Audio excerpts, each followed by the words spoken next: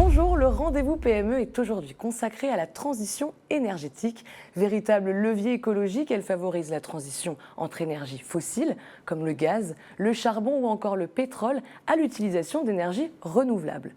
En France, ces énergies renouvelables représentent près de 17% de la consommation d'énergie, avec un objectif de 33% en 2030. Et pour parler de ce sujet, je suis en compagnie de Benoît Pipe, directeur France d'Helexia, une société spécialisée dans la transition énergétique des entreprises pour les accompagner au mieux.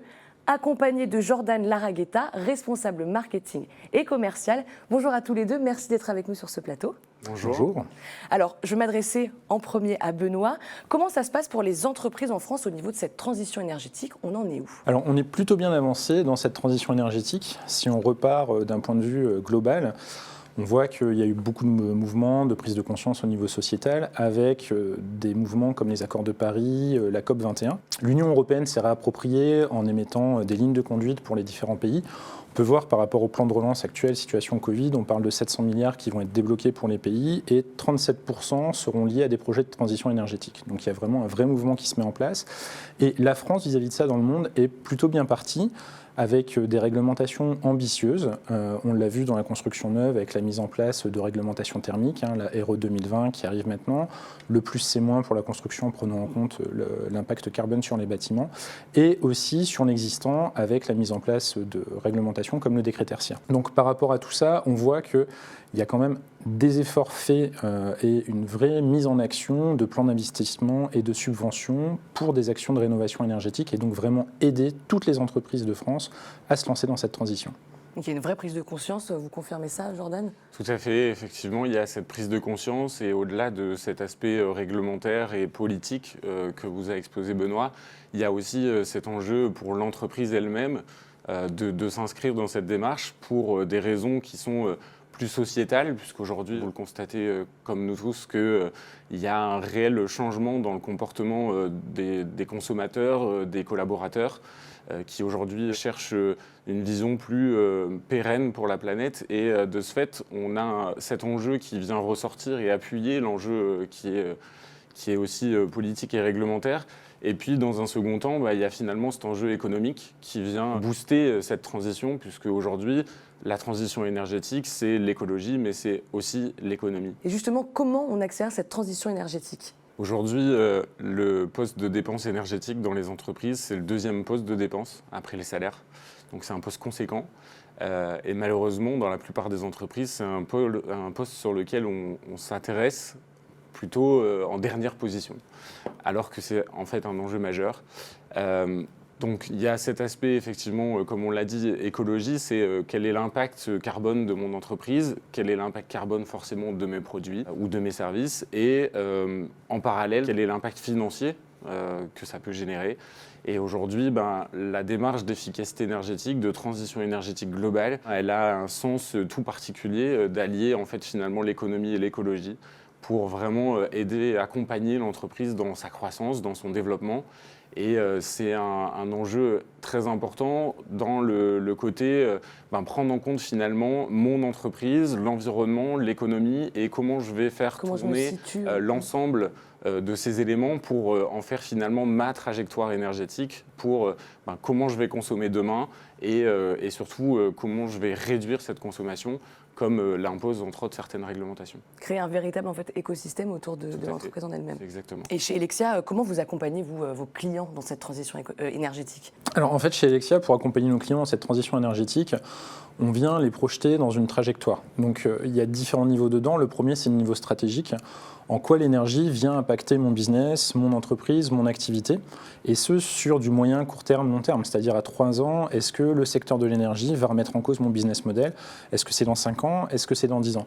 Donc par rapport à ça, c'est vraiment faire prendre conscience à une organisation telle qu'elle soit de son rapport à l'énergie et de savoir la projeter sur des enjeux qui vont être forts, qui vont être mon process, mon activité. Est-ce que c'est mon marché aussi? Est-ce que l'énergie va impacter mon marché dans les années à venir? Et puis mon patrimoine, donc mes actifs, est-ce que je peux les valoriser au travers travers de mise en place de production locale décarbonée d'énergie ou justement aider à la maîtrise de l'énergie sur ces aspects. Donc ça, c'est vraiment le premier point, sur un point de vue plutôt stratégique dans le rapport à l'énergie. Et le deuxième qui est plutôt très opérationnel, pragmatique, repartons du terrain.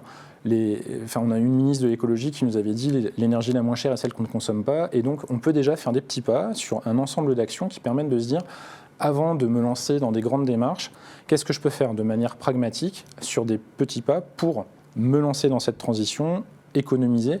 Et donc là, on peut parler de ce qui est raisonnable et raisonné, de mettre en place des actions d'efficacité énergétique et ensuite se lancer dans de la production locale. Et tout ça pour arriver sur la différente partie qui va être on ne pilote que ce que l'on mesure. Donc, est-ce que je peux mettre en place de l'amélioration continue? Chez nous, ça se traduit par de l'energy management avec la télérelève à distance de la consommation des bâtiments pour savoir comment et combien je consomme. On peut le faire en constat de base pour se lancer, mais on peut le faire aussi comme un moyen d'amélioration. Et donc, Helexia est présent dans 7 pays différents. Où est-ce que la France se situe par rapport à ses voisins européens? Moi, je dirais en bon français, on va commencer par un constat un peu râleur.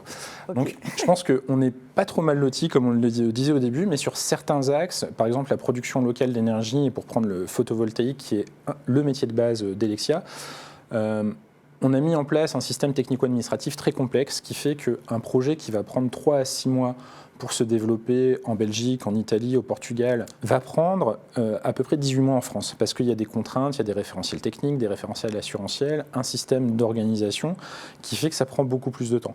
Et en fait, c'est un petit peu dommage parce qu'on pourrait mettre une approche plus simple dedans et tendre à la réduction. Pourquoi? Parce qu'un projet qui prend plus de temps, c'est un projet qui coûte plus cher, et donc c'est une énergie effectivement qui est verte, qui est vertueuse, mais qui n'aura pas, qui ne se donne pas toutes les chances d'être plus compétitif sur le marché. Donc ça, c'est le premier axe. Le deuxième axe, c'est, on en parlait au début, on a en France, au travers du plan de relance et d'autres actions comme les certificats d'économie d'énergie ou même au niveau local avec des CCI ou des régions qui vont subventionner des actions d'efficacité énergétique, on a vraiment accès à énormément de supports pour aider n'importe quelle entreprise à investir dans le remplacement ou l'optimisation de matériel énergivore. Et comment ça se passe, selon vous, Jordan, au niveau européen et par rapport à la France ?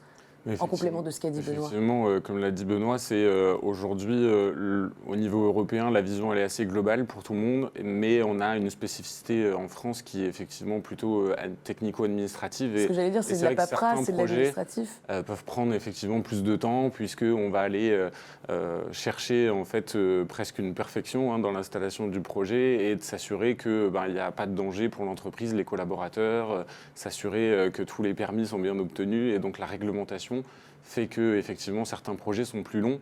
Cela dit, on va tous vers la même direction et c'est quand même l'essentiel. Est-ce que ça tend à se réduire quand même ce temps? Est-ce qu'on va pouvoir peut-être s'aligner avec les pays européens? Alors, il y a des actions qui sont mises en place sur le photovoltaïque, on parle plus de guichets uniques avec des augmentations de seuil de puissance, mais ça prend du temps. Il y a quand même une certaine inertie au niveau du pouvoir politique à la mise en œuvre, sur laquelle on espère tous qu'on arrivera demain à une solution qui soit beaucoup plus rapide pour aider la mise en œuvre de l'ensemble des choses. Pour être assez concret, l'année dernière, en 2020, la Belgique a installé plus de mètres carrés de panneaux solaires que la France. Je pense que c'est un constat frappant sur la mise en œuvre de ces actions. Et au-delà de l'aspect réglementaire et écologique, même économique dont on a parlé, quelle est la nécessité pour les entreprises aujourd'hui d'intégrer de telles solutions pour leur transition énergétique? On parlait d'économie, où est-ce qu'on se place? Quelle est la nécessité? Alors, aujourd'hui, on va dire, il y a une prise de conscience globale de ces enjeux.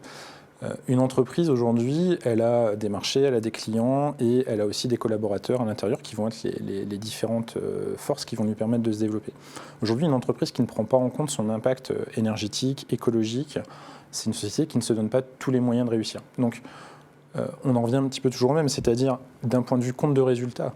L'énergie la moins chère est celle que je ne consomme pas. Donc, quelles actions d'efficacité énergétique je peux mettre en œuvre pour pouvoir réduire ma consommation, ce qui est quand même toujours le point de départ. Puis d'avoir un petit peu plus de vision. Qu'est-ce que je consomme, comment je le consomme, comment je peux l'utiliser. Et puis, après, est-ce que je peux, à mon niveau, aussi contribuer? Et donc là, est-ce que je peux mettre en place de la production locale décarbonée d'énergie, comme une installation solaire? Donc ça, c'est des questions à se poser pour contribuer aussi à son niveau. Et tous ces éléments-là permettent en fait à une entreprise de montrer qu'elle est consciente, qu'elle est engagée, et donc de diffuser un message de responsabilité pour attirer des talents chez elle. On voit aujourd'hui dans les études qui sortent que les étudiants mettent beaucoup d'importance dans la mise en œuvre d'actions de ce type par l'entreprise, puis vis-à-vis de mes clients aussi. En tant que client, en tant que consommateur, de plus en plus de personnes viennent aussi s'assurer que quel est l'impact de ce produit, est-ce qu'il a été conçu dans des bonnes conditions. Et donc peut-être que demain, il y aura aussi ce côté en disant mais est-ce que le mix énergétique qui a servi à la conception de ce produit est bien respectueux vis-à-vis de la planète? Parce que est-ce que les entreprises aujourd'hui qui ne s'intéressent pas à cette transition énergétique, elles peuvent, dans quelques années, être perdantes finalement parce que plus personne ne voudra travailler pour eux? Jordan? Oui, bien sûr. En fait, aujourd'hui, sur les marchés, il y a des attentes des consommateurs auxquelles il faut répondre. Et vous avez, même si vous êtes sous-traitant, finalement, vous êtes impacté par ce schéma-là, puisqu'aujourd'hui, le vendeur final répercute en fait cet enjeu sur ses fournisseurs aussi. Donc on a vraiment un impact qui est vraiment important pour l'avenir de la société. Et puis c'est aussi, comme l'a dit Benoît, un enjeu stratégique pour l'entreprise. On est dans un contexte où générer des économies pour l'entreprise, c'est aussi augmenter ses marges, c'est aussi préserver d'autres axes de dépenses. Et aujourd'hui, on peut aller chercher des belles économies sur l'énergie en tant que telle, et donc répercuter sur l'environnement et sur le compte de résultat et pouvoir distribuer en fait ces dépenses-là sur d'autres postes. Et aujourd'hui, chez vos clients, quels sont les freins que vous pouvez constater? À quoi ils sont confrontés? Alors c'est une très bonne question. Aujourd'hui, chez nos clients, on constate qu'il y a 3 freins majeurs qui limitent une entreprise dans comment elle va se lancer dans cette transition énergétique. Le premier frein, c'est ai-je les bonnes ressources en termes de ressources humaines, en termes de matériel, pour pouvoir engager cette démarche. Le deuxième, ça va être ai-je les bonnes compétences en interne pour pouvoir prendre en main ce sujet. On voit qu'il y a pas mal de technicité, il y a de la réglementation, il y a beaucoup de choses. Et puis le dernier point, c'est ai-je les moyens, la capacité d'investissement nécessaire à porter ce projet. Même s'il y a des subventions, comme on l'a vu, dans certains cas, il faut pouvoir débloquer des budgets d'investissement que tout le monde n'a pas, la période actuelle n'aidant pas. Et donc, j'ai envie de dire qu'une des solutions aussi qui est possible d'apporter, c'est d'engager la réflexion au sein de ces entreprises en disant mais en fait, est-ce que je peux me faire accompagner? Et donc, l'objectif de cet accompagnement, c'est de disposer de la compétence, et donc au bon moment, d'avoir les bons experts capables de me dire quel est le chemin, quelles sont les questions à me poser pour pouvoir me lancer dedans. Et ça va être aussi un accélérateur, c'est-à-dire faire venir le collège d'experts avec les bonnes personnes qui vont me permettre d'accélérer le déploiement de ces solutions, qui a toujours en fait un impact positif sur le compte des résultats. Mais il y a beaucoup d'entreprises qui sont spécialisées sur cette transition énergétique. Comment on se démarque? Pourquoi Helexia et pas une autre? Alors, effectivement, aujourd'hui, il y a beaucoup d'entreprises qui se sont lancées dans ce secteur, d'autres depuis plus longtemps que certaines. Le sujet n'est pas tout à fait là. Aujourd'hui, je pense que Helexia a une singularité qui lui est propre et qui peut s'exprimer de différentes manières. La première, c'est que on est indépendant des fournisseurs traditionnels d'énergie et indépendant des fournisseurs de matériel. Donc notre volonté, elle est vraiment d'accompagner le client sur la mise en œuvre des solutions technico-économiques qui vont avoir le plus d'intérêt pour lui. Donc c'est toujours assurer au client en disant la solution que je vous propose aujourd'hui, c'est celle qui correspond le mieux à votre besoin, à votre projection dans quelques années, puisque l'énergie, pour beaucoup de choses, on est sur des durées de vie d'installation qui peuvent être de quelques années, et dans certains cas, quand on est en production, quelques dizaines d'années. Donc, comment va évoluer mon bâtiment, comment va évoluer mon besoin, c'est vraiment des choses à prendre en compte. Et donc ça, c'est important, puisque en fait, notre intérêt, il est d'apporter la meilleure rentabilité économique par rapport au niveau de service souhaité, puisque c'est ce qui va permettre de mettre en œuvre le projet et de mettre en place de l'investissement. Donc ça, c'est quelque chose d'important. Et le deuxième aussi, je parlerai des équipes d'Helexia, parce que ce qui nous tient à cœur, c'est d'avoir une relation qui soit simple avec nos clients. On a la chance d'avoir un collège d'experts incroyable, avec beaucoup d'ingénieurs qui sont vraiment très engagés dans ce côté. Comment est-ce que je peux accompagner cette entreprise à réduire son impact énergétique avec une valeur forte de vouloir être engagé dedans, de mêler l'économie et l'écologie, comme on dit, et de pouvoir simplifier cette relation.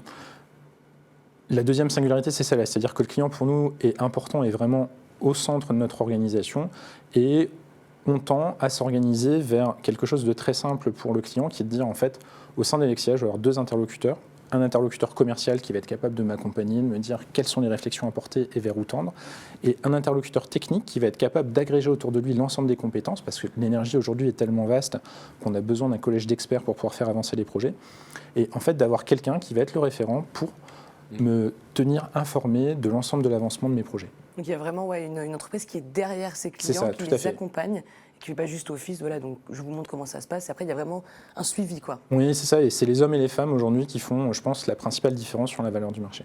Est-ce que vous avez une dernière chose à rajouter, Jordan? Effectivement, je pense que les 2 mots à retenir, c'est l'engagement de nos collaborateurs et puis l'ultra-personnalisation dans tout ce qu'on fait, dans tout l'accompagnement et le service qu'on peut apporter à nos clients. Benoît, Jordan, merci beaucoup à tous les deux d'avoir répondu à mes questions. Merci Justine. Merci. Si vous souhaitez en savoir plus sur Helexia, vous allez sur www.helexia.green et je vous dis à très bientôt pour un nouveau rendez-vous PME.